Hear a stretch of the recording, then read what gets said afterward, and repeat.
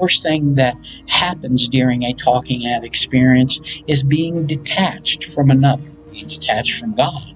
When God intends to strengthen and encourage us or others, and yes, both at the same time. Apostle Paul puts it like this: bear one another's burdens and so fulfill the law of Christ.